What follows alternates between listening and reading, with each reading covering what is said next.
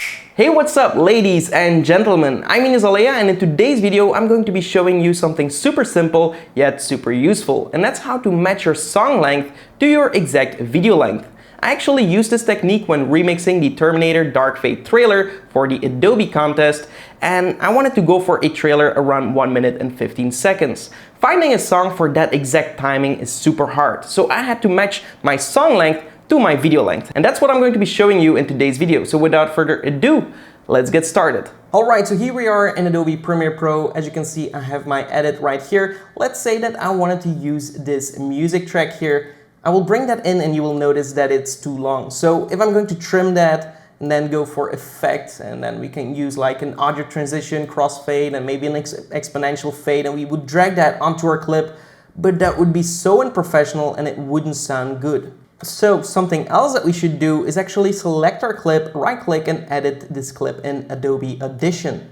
That will open up the Audition software, and as you can see, we have our entire clip here, now being almost 2 minutes long. So what I'm going to be doing is right-click on this, insert into a multitrack, and then create a new multitrack session. Let's just give it a name, and then click OK.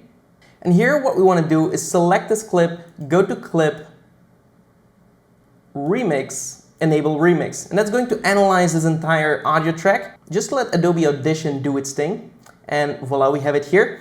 Now it will show you in the properties the options to remix your audio track. So if you go over here, we have the target duration. We can either set this by just entering a new value here. We can delete this here and set it to a lower value. Or what we could also do is go here on the top right of your audio track and just drag it to the desired timing. So I want it to be around 1 minute 15. So let's do that.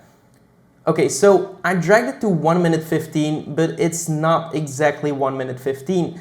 That's because Adobe Audition just wants to make it as close as the desired result that you want and still make the audio look or sound great. So if you don't want that, if you want the exact timing here, let's say 1 minute 15, we want to scroll down here and check stretch to match duration. And exactly when you do that, it will get to the exact duration of what you want. And we can also see this kind of squiggly line here, and that actually means that right here the cut is happening. So let's have a listen and see if this is seamless.